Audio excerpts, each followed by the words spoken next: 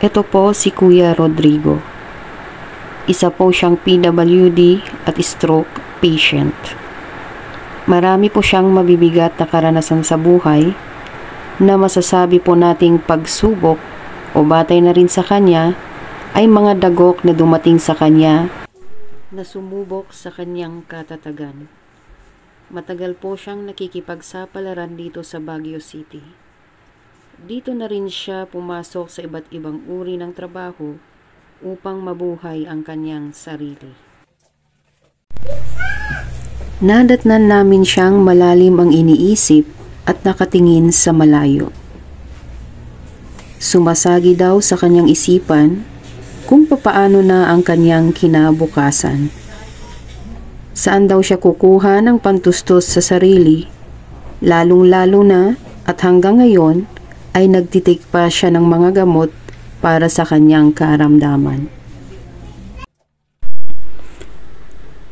Napatitig na lamang siya sa lagayan ng kanyang gamot at nananalangin sa Panginoong Diyos na sana ay may tutulong sa kanya upang makapagsimulang muli at tumayong muli sa kanyang mga paa upang hindi na umaasa sa iba at hindi na rin daw maging pabigat pa.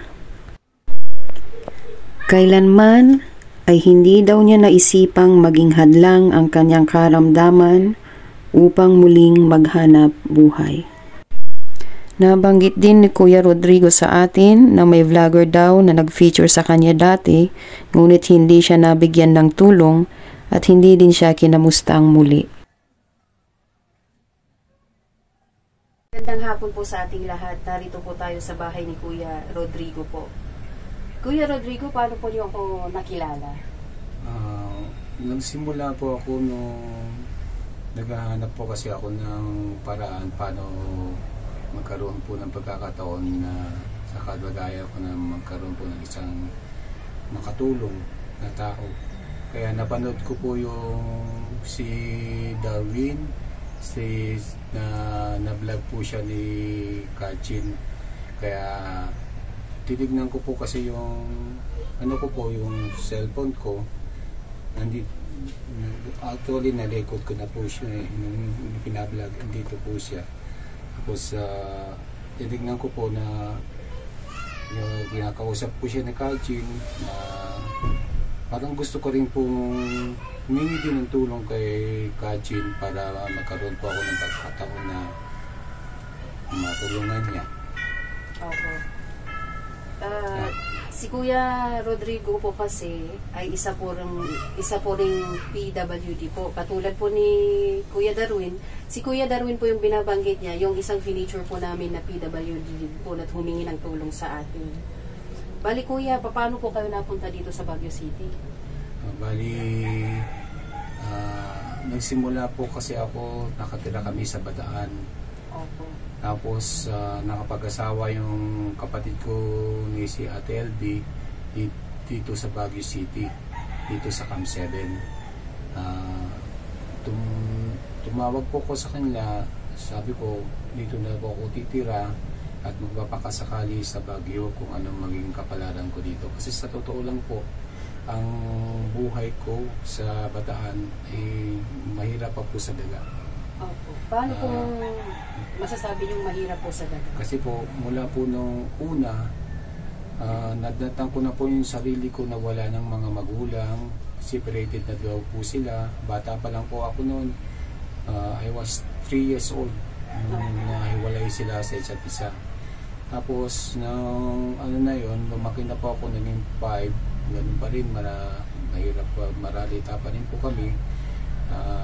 Wala pong tumutulong kundi ang ate ko lang nagtitinda-tinda ng mga isda sa palengke. Tapos doon po yung kinabubuhay namin. Bale po yung ate nyo ang kumukupo po sa inyo mula nung pagkabata po? Opo, yung ate kong panganay. Tapos nung nag-asawa po yung ate kong panganay, doon na po nagsimula yung problema ko dahil hindi ko po makasundo nung napangasawa niya. Bali, dati-dati po, kumakain po kami ng 3 beses. Ngayon, 2 beses na lang kasi pinapabayaan po kami ng napangasawa niya. Bali, ilang taon po kayo noon? Bali, 5 taon na po ako noon, yung panahon na yun. Ay, bata po po kayo. Opo. Napunta po ako sa landing, Barrio Landing. Actually, 2 lugar yun. Yung Barrio Landing po, isa pong sa kabilang barrio po siya, tapos kami Barrio Bataan. Tapos napunta po ako doon upang maghahanap buhay, natinda ng ganun po kaliit. Actually, iniisip ko na po yung pagkikitaan na bata pa po ako. Pero wala na po akong magagawa. Wala naman pong maitutulong ng mga kapatid ko eh. Kasi mahirap pa po kami sa daga. Kahit napag-asawa yung ate ko, mahirap din po na pangasawa. Lasinggero pa. So, paano po kayo napunta dito sa Baguio City po? Napunta po ko sa Baguio City para maghanap ng trabaho dito. Tumira po ako sa ate ko. Pero hindi po ako nagtagal din dahil hindi ko rin po makasundo yung ate ko dito dahil nga nahihirapan sila. Dahil nga nabibigatan ako na tumira sa kanila dahil alam mo marami din silang anak. Ayokong isa pa akong pabigat sa kanila. Kaya nagsimula po ako doon maghanap ng trabaho. Nakapaghanap po ako ng trabaho dito sa Baguio bilang isang janitor. Then, di po nagtagal, umabot po ako ng 3 months. Tapos, 5 months nang mag-end contract po ako uli. Naghanap uli ako ng ibang trabaho, waiter. Dito ako sa Session Delights Restaurant sa Session Road, Baguio City. Doon ako nagsimula kung paano ako magtrabaho. Bali, nakapagsimula po ako doon hanggat naging gagawa ng kape. Kasi yun po yung coffee maker ng Session Road yung Baguio City. Yung pinakamasarap na kape. Tapos nung na po ako doon, nag-end contract din po ako hanggang dumating po yung panahon na wala na po akong trabaho. Naghanap uli po ako. Tapos yung naging trabaho ko po, naging ano po ako, merchandiser sa isang supermarket and grocery. Opo. Sa panahong iyon, kuya, single pa rin kayo? Wala po kayong pamilya? Kasi ang panahon na yun, iniisip ko po yung buhay ko eh. Kung paano ko po mabuhay po yung sarili mo. Mabuhay ang sarili ko eh. Kaya hindi po ako nag-iisip ng panahon na yung mga girlfriend. Hindi ko po iniisip yun. Yung sarili ko po iniisip ko. Opo. So hanggang ngayon single po kayo? Yes, hanggang ngayon single po ako. Bali dumating po ang pagkakataon, nagkaroon po ako ng trabaho uli. Opo.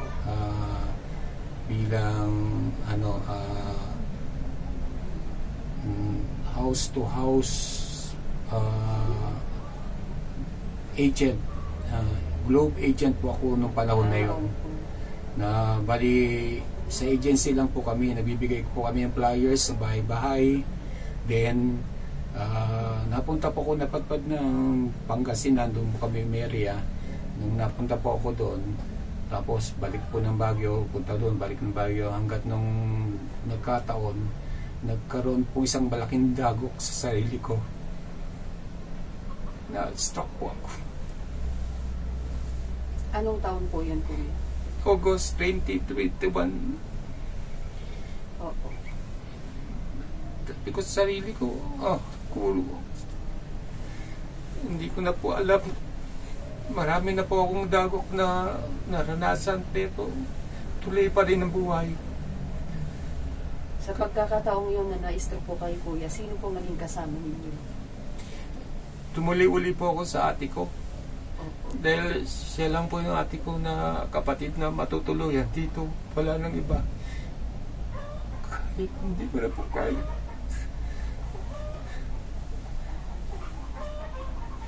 So, ilang taon po kayong nakatira sa atin niyo? Hindi po taon. Bali, umabot lang po ako ng buwan. Kasi nung na-hospital po ako, na-stroke po ako. Sabi po ng doktor, kailangan daw po 8 months daw po akong nakahiga. Dahil hindi pa po ako makakalakad.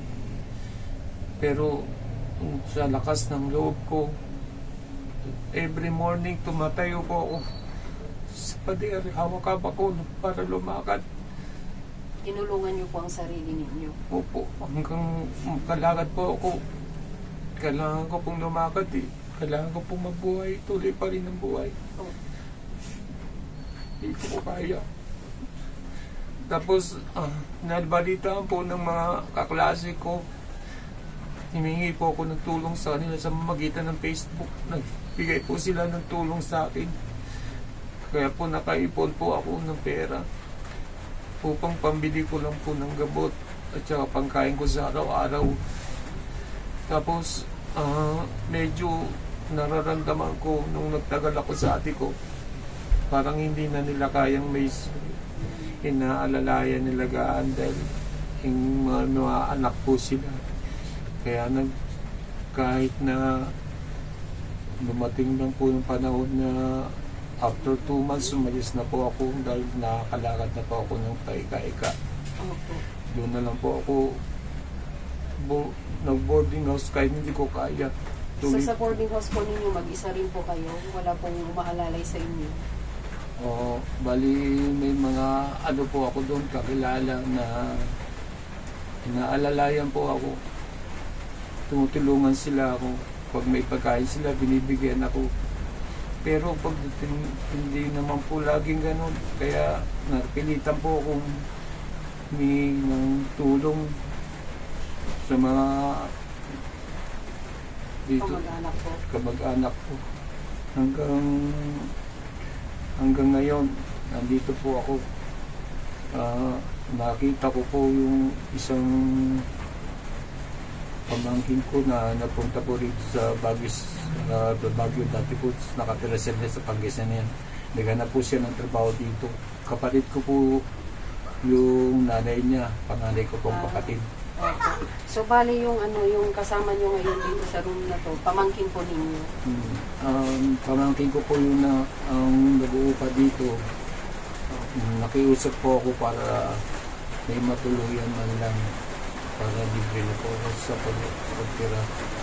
Pero tumutulong din po siya sa akin, pero hindi po sapat dahil maliit lang din po sa sahod niya. Opo. Walang pamilya po yung pamangkin ninyo? Ano pa lang po siya, 27 years old lang ngayon. Opo. Buti ang bait po ng pamangkin ninyo at kinuko po kayo. Opo. Dahil, yung sinabi ng ate ko na nakatira sa Pangasinan. Kaya yung gusto ko po mangyari, nung napanood ko si Darwin na tinutulungan ni Kajin sa vlog niya, gusto ko rin humingi po ng tulong kay Kajin para matulungan naman po ako kahit magtindamanan po. Opo. Ano pong gusto niyong maitulong po namin sa inyo po? Gusto ko lang pong magtinda-tinda ng mga alam kong trabaho katulad ng maggawa po ng mga mani-mani na dinideliver sa bawat tindahan dito sa Baguio City. Opo. Maganda po yun kuya para at least halimbawa mawalan man kayo ng paghuhugutan, kung continuous naman po yung negosyo nyo, kahit maliit na mga kailangan nyo sa araw-araw ay nasusolusyonan po. Maganda po yun at maging long-term sana po yun.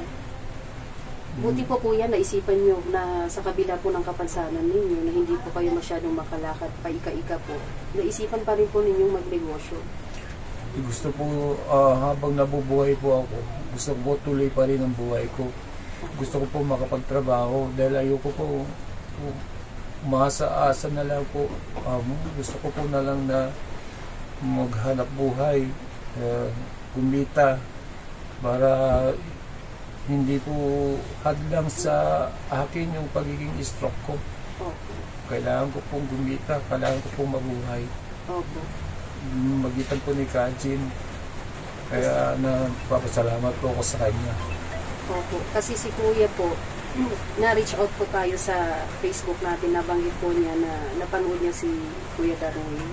Ngayon, ang iniisip ko sanang itulong sa kanya ay tulad din ang itinulong ko kay Kuya Darwin. Kaya lang, minabuti ko munang tanungin siya kung ano yung pinaka-basic at pinaka-gusto niyang masolusyonan na problema niya ngayon. Kaya natutuwa po ako kasi ang banggit po niya, gusto po niyang magnegosyo na kahit sa maliit na paraan, kikita siya ng sarili niyang gagastusin na hindi umaasa po sa ibang tao.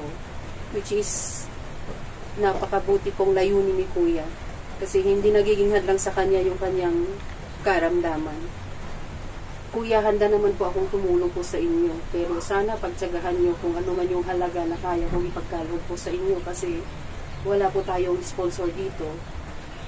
Sarili ko lang din po ang mga tinutulong ko sa mga katulad po ninyong karapat-dapat na matulungan. At sana, Kuya, sa susunod pa nating pagkikita, hindi na po maging malungkot ang buhay ninyo.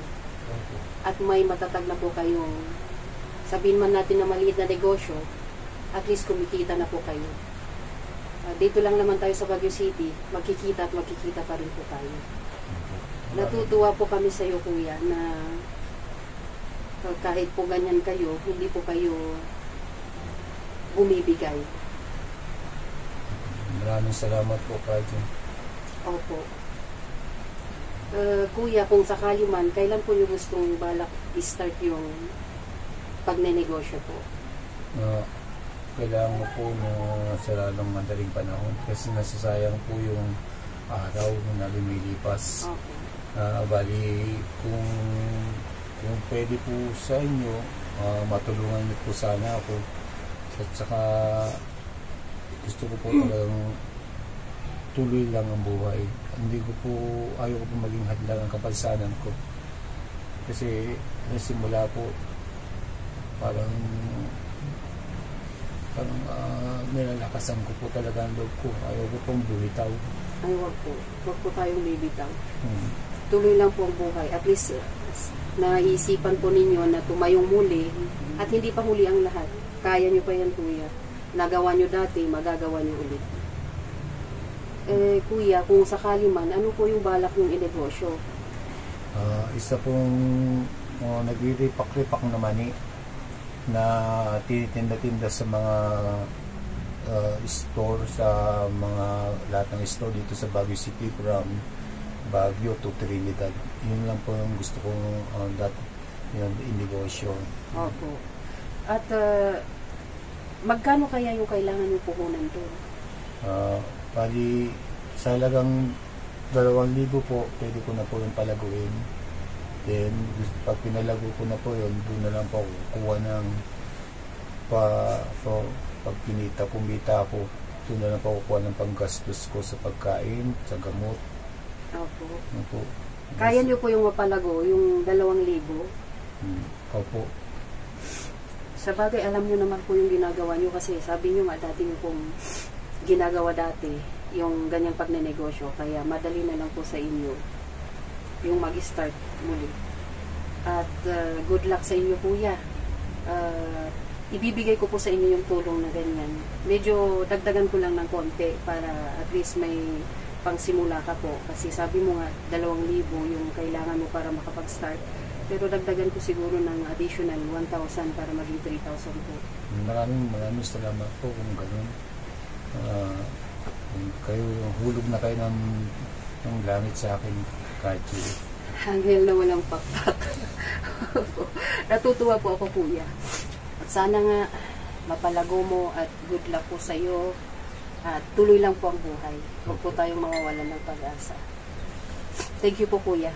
Ibibigay ko na po sa iyo yung yung konting tulong ko. Maraming salamat po. Kuya, ito na po yung tulong ko sa inyo. 1, 2, 3. Sana po nakatulong po sa problema niyo po ngayon. Maraming salamat po, Kajin. Umasa po kayo na papalaguin ko po ng binigay niyo sa akin at 300. 3,000 po. Ay, 3,000. Opo. Sana nga po mapalago niyo para makatulong po sa pang-araw-araw po ninyo. Sana po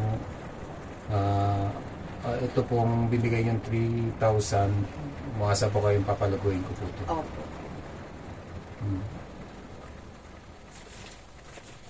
Ano pong masasabi po niyo sa mga katulad po ninyong PWD? Sa lahat po ng mga katulad ng PWD, na sana po kayo mawawala ng pag-asa. Tuloy lang po ang buhay. Tulungan niyo po ninyo ang sarili niyo. Katulad po ni Kajin na nagbibigay ng tulong sa mga bawat mahihirap na katulad natin, lalo po yung mga PWD. Lakasan niyo lang po ang loob niyo. Manalangin po kayo sa Panginoon Diyos. Natutulong din po ang Panginoon Diyos sa atin. Tutulungan din po tayo ng Panginoon Diyos. Huwag po mawala ang pag-asa. Opo. Napakaganda po ng binitawan ni Kuya na kahit may mga kapansanan man, kung kaya namang tulungan ang sarili at magtrabaho, tulungan po natin ang ating sarili. Unang-una po, bago po tayo umasa sa iba para kahit papaano, hindi natin mapagdaanan yung tulad na mapagdaanan ni Kuya na naramdaman niyang nagiging pabigat po siya sa mga taong kumupkup po sa kanya. Ngayon, sa aking mga subscribers, sana wag po kayong magsasawang sumuporta po sa amin upang marami pa po tayong matutulungan na tulad ni Kuya Rodrigo, sapagkat ang hangad po namin ay makatulong po sa kanila at muling mabigyan ng pag-asa upang muling tumayo sa kanilang sarili. Patuloy po ninyong panoorin ang aming mga videos at pakisubscribe din po ang aming mga YouTube channel. God bless po sa ating lahat. Bye-bye po.